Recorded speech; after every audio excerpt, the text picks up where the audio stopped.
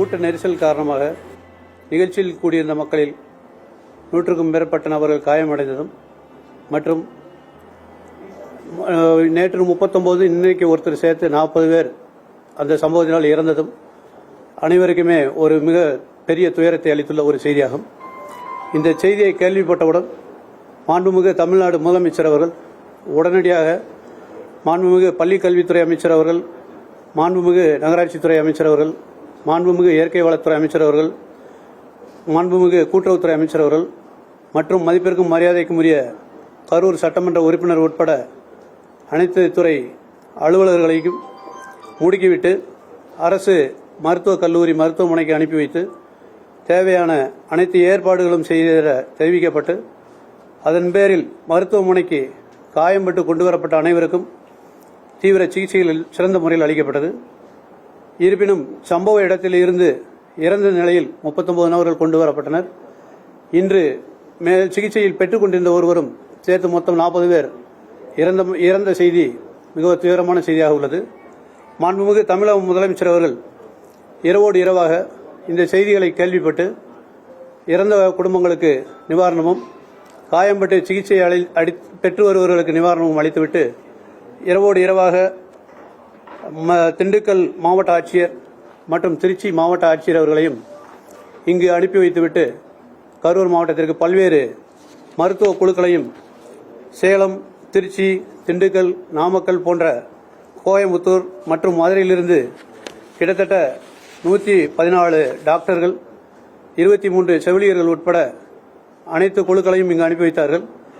அதேபோல் தடயவியல் வல்லுநர்கள் பிற மாவட்டங்களிலிருந்து 16 பேரும், நமது மாவட்டத்தில் உள்ள 4 பேரும் இதற்கான பணிகளை செய்து வந்தார்கள். கரூர் அரசு மருத்துவக் கல்லூரி மருத்துவமனை மருத்துவர்கள் சுமார் 220 மற்றும் 115 செவிலியர்கள் உட்பட பல்வேறு மருத்துவம் மற்றும் மருத்துவம் சார்ந்த பணியாளர்களும் இந்த பணிகளில் ஈடுபட்டு வந்தனர் தீவிர சிகிச்சை அளிக்கிறதுக்கு. அவை போக தனியார் மருத்துவமனைகளிலும் நமது கரூர் மாவட்ட அரசு மருத்துவக் கல்லூரி மருத்துவமனையிலும் கிட்டத்தட்ட 110 நபர்கள் மருத்துவ சிகிச்சையை பெற்று வந்தனர். இந்த நிலையில் இறந்தவர்களுக்கு மாண்புமிகு தமிழ்நாடு முதலமைச்சர் அவர்கள் ரூபாய் 10 லட்சமும் சிகிச்சையில் உள்ளவர்களுக்கு ரூபாய் 1 லட்சமும் அளித்து நிவாரண நிதியாக அறிவிப்பு செய்துள்ளார்கள். மேலும் மாண்புமிகு முதலமைச்சர் அவர்களும் துணை முதலமைச்சர் அவர்களும் உடனடியாக இங்கு வருகை புரிந்து மருத்துவமனையில் சிகிச்சை பெறுபவர்களையும் அவர்களுக்கு உடன் இருப்பவர்களையும் பார்த்து ஆறுதல் அளித்து இறந்தவர்களுக்கு அஞ்சலியும் செலுத்தி சென்றார்கள். மாவட்ட நிர்வாகத்தின் சார்பாக நாமளும் இங்கு ஒரு கட்டுப்பாட்டு அறை திறக்கப்பட்டு யாருக்கேனும் ஏதேனும் உதவிகள் தேவைப்பட்டால் அந்த அறையில் தொடர்பு கொள்ள இங்கும் மருத்துவமனையில் கட்டுப்பாட்டு அறைகளும் உருவாக்கப்பட்டன. இவை தவிர நமது 39 நபர்களுக்கும் இறந்து போன ராத்திரியோடு ராத்திரியாக இறந்த 39 நபர்களுக்கும் மாண்புமிகு சுகாதாரத்துறை அமைச்சர்கள் மற்றும் மாண்புமிகு முதல்வர் அவர்களின் ஆணையின்படி உடனடியாக பிரேத பரிசோதனை செய்து அவர்களிடம் அனைத்து உறவினர்களிடமும் அவைகள் ஒப்படைக்கப்பட்டனர்.